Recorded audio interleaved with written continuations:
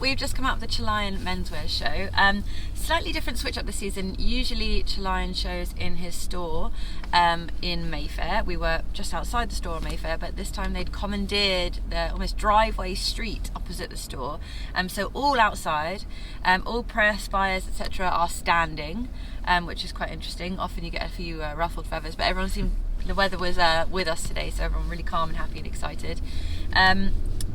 Often Chalayan focuses around a phrase. So last season was pre-tension, this time is post-colonial body, and what that kind of means is, as ever with a Chalayan show, there's lots of layers to unpick, so I'll do my best. Post-colonial body is the individuals affected by colonialism. In particular, Chalayan was looking at the Japanese, Spanish, Portuguese and American. And then also the way the body moves in relation to some of the dances that are affiliated with those people who've been colonized. That's not a word. Colonized, that's a word. So there's lots of different layers. So mostly thinking about movement and presentation and posture and how we perceive bodies, how the body is sometimes exoticized. And then also all these different dance elements that might have faded from culture due to colonialism, and also are celebrated perhaps in colonialism. So like so many different layers. So thinking about just the motion, as the models walk down this lovely paved driveway, some of them are holding what looks like really fun mini 80s boom boxes, and just like little compact versions, and some of them are playing smooth kind of waltz music. Some of them are playing kind of the huffing and energetic sounds you would get from heavy work or dancing even, or doing some traditional ritual. Some of them are kind of 80s pop kind of little synthy moments. They reminded me of those intervals you get in kind of 80s programs where something bad's happening. It's like dun dun dun dun dun, in my best impression. And so each model was kind of carrying a different version, which kind of clashed and collided as they walked, which was really interesting. Fashion wise, the most explicit reference to motion I can think of is, we were just literally talking about this before the camera came over, ski poles and walking sticks literally skewered through the trousers. I can't quite see the connection to the post-colonialism, but I'm really interested in literally forcing instruments that provide a different way of movement within these trousers. And the clothes themselves are trying to represent the motion, the mimicking of motion. So rather than capturing the dance or the movement you might get, they're capturing the action that creates, if that makes any sense. So lots of pleats that then kind of swathe back on themselves around the ankle, lots of drawstrings and arms that fold over again on the chest on boxy jackets. So to kind of get that motion, rather than embodying or implying a move, they're implying kind of as if a mark that the move might make, if that makes any sense, if I'm explaining that well. And really interesting fabrications. I noticed that lots of beautiful linens and printed linens, and linen, as well as being very breathable, so perfect for dancing in, it's also got that slight deep south workwearness to it. And actually there was a lot of printed textiles that were referencing Japanese workers, and sometimes in this kind of slightly awkward, actually quite a dark reference workers in post-colonialism. One thing one tends to think of, particularly in striped linens, kind of slave working. So it was quite dark, but actually I felt like the overall collection was really joyous in a strange way. So I felt there was an odd duality there. But I really loved the shapes of the trousers, definite continuations from the previous season as well.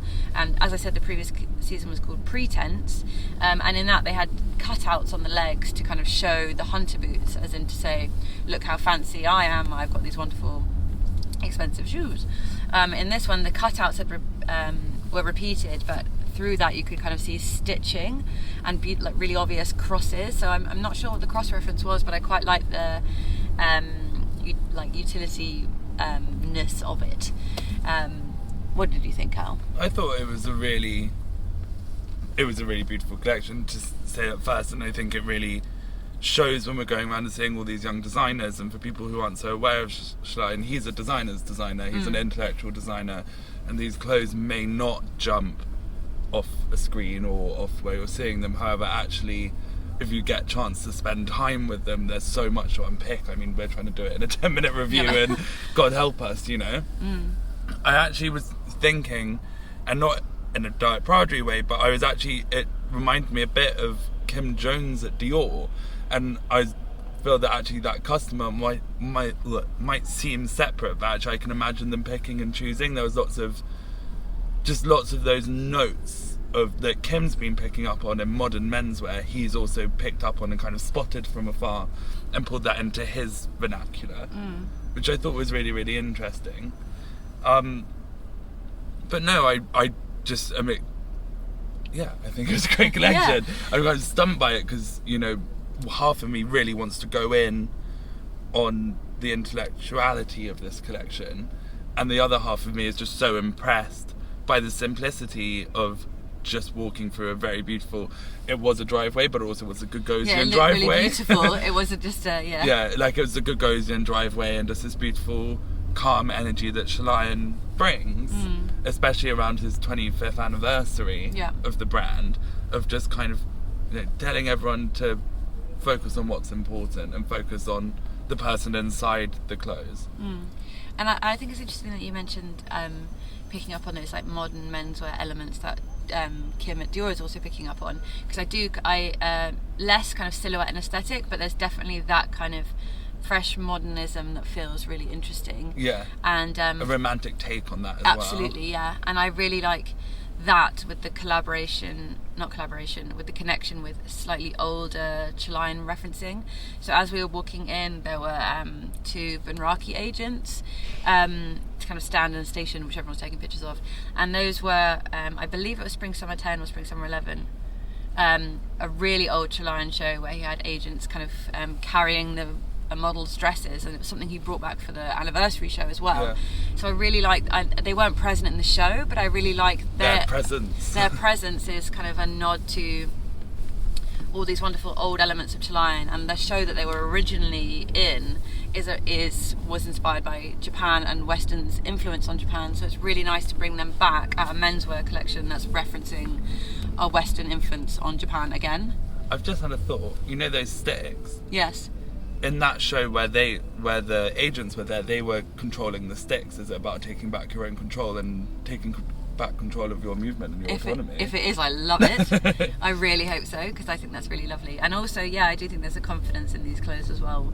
I think often when we think of kind of referencing kind of slave workers or potentially post-colonialism is quite a dirty phrase sometimes. It's packed. It's got a lot to digest, but I think the clothes were really joyous and beautiful and really fresh, and I really, really, really want to see the Dior man wearing Chalayan as well, because I think it is really modern menswear, and I think often it can get ignored.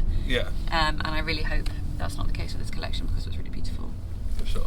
Thank you guys very much for watching our Chalayan review. We've got oodles and oodles coming in, so make sure you subscribe so you can get live notifications, and visit SHOWstudio to have a look at all the wonderful clothes we've just been talking about. See you guys very soon.